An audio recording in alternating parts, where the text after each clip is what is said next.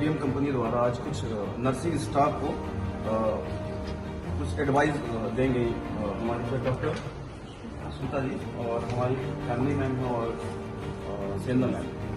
नमस्कार ma'am. Ma'am आज की क्या है, कौन सा यहाँ पे प्रोग्राम चल रहा है? This is a workshop which we are doing on behalf of 3M. This is a workshop for prevention of CLABSI. हम लोग CDC गाइडलाइंस पे बात कर रहे हैं जो CDC चेकलिस्ट है CLABSI पे। तो ये हमारा हैंड्स ऑन ट्रेनिंग है क्योंकि हम विश्वास करते हैं कि अगर हम करेंगे तो हम उसको अच्छे से और अच्छे से सीख सकते हैं। So this is hands on training है। All the nurses they can come and try their dressings या जो भी मेजर्स हम ले सकते हैं according to CDC for prevention of CLABSI which is central line associated breast infection. ठीक है, आप कंटिन्यू करिए आप। तो जैसे हमने अभी बात कर रहे थे तो यहाँ पे दो मुख्य पार्ट है, इंसर्शन पार्ट जब हम सेंट्रल लाइन डाल रहे होते हैं और मेंटेनेंस पार्ट जब ऑलरेडी पेशेंट में सेंट्रल लाइन है। तो CDC कहती है कि ये पॉइंट्स अगर हम चेकलिस्ट अगर हम फॉलो करें तो इससे पेशेंट को CLABSI होने के चांसेस या रिस्क बहुत कम हो जाते हैं। इससे क्या होता है, this also helps the hospital also also the patient in the long run. तो जैसे इंसर्शन चेकलिस्ट में सबसे मुख्य है hand hygiene, aseptic technique follow करना, मैक्सिमम वेरियम precautions, insertion site femoral site को अवॉइड करना, हमारा antiseptic scrub, chlorhexidine based dressing जो इस वक्त CDC रिकमेंडेड है। मेंटेनेंस में अगेन एवरी टाइम हम लोग सेंट्रल लाइन को एक्सेस कर रहे हैं, first we have to do hand hygiene, CAG bathing in patient or at least cleaning the patient every day with the CAG solution.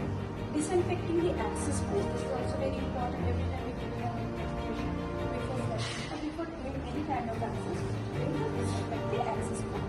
Similarly, we should change the dressing every 7 days unless and until the dressing over the central line is dirty or soiled. Similarly, the IV adhesives also should be changed regularly according to the hospital. इससे क्या होगा, we can protect our patient from a very dangerous complication of CLABSI। Thank you. और मेरा ये कोशिश रहती है कि हम सभी मेहनत करके किसी भी प्रकार से संक्रमण को रोक सकें। संक्रमण जो है हमारे क्रिटिकल एरिया को बहुत इम्पोर्टेंट है क्योंकि वह छोटी सी भी लापरवाही जानलेवा बन सकती है। कभी कभी जो है मरीजों को उसकी बहुत भारी कीमत चुकानी पड़ती है, जरा सा भी नेग्लिजेंस हो गया, सेप्टिसीमिया तक में पेशेंट हमको देखने के लिए मिल जाते हैं। और अगर हम वर्ल्ड हेल्थ रिपोर्ट के अनुसार भी देखें तो हमारा जो संक्रमण का रेट है वो ICU में बहुत ज़्यादा पाया जाता है। तो हम ये कोशिश कर रहे हैं कि हमारे पास 1000 से ऊपर नर्सेज हैं कि हम सबको ट्रेन कर पाएँ बैचेज वाइज, और ये प्रोग्राम को हम पूरा साल भर चलाएँ ताकि हम हर क्रिटिकल एरिया से जो है संक्रमण को कम कर सकें। इसके लिए हम सबको मैं कहना चाहूँगी लर्निंग बाय डूइंग, मतलब करके सीखे। तो वो आप सब प्रैक्टिस हैंड्स ऑन ट्रेनिंग लें और उसमें आप लोग सीख पाएंगे और उसको प्रैक्टिस में आगे भी बढ़ाएं ताकि जूनियर भी हम लोगों से सीखे और हमारी संक्रमण दर काफ़ी कम हो जाए।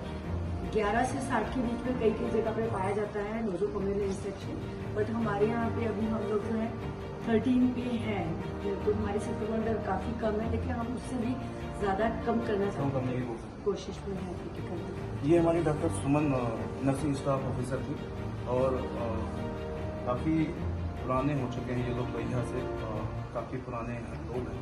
और डॉक्टर कामनी मैम से मैं भी कहूँगा कि थोड़ी कुछ बातें हमारे नर्सिंग ऑफिसर। जैसे कि सीनियर मैम ने बताया ना कि हम लोग सारे आज का जो बैच है वो सारे नर्सिंग इंचार्जेस के लिए हमारे जितने भी इंचार्जेस तीनों ब्लॉक्स में पोस्ट हैं, आज हमने तीनों ब्लॉक्स से इंचार्जेस को बुलाया है। They will be train first and then they will go and disseminate this knowledge to them and इसके बाद I think 3M company will again conduct a batch for the nursing officers next week.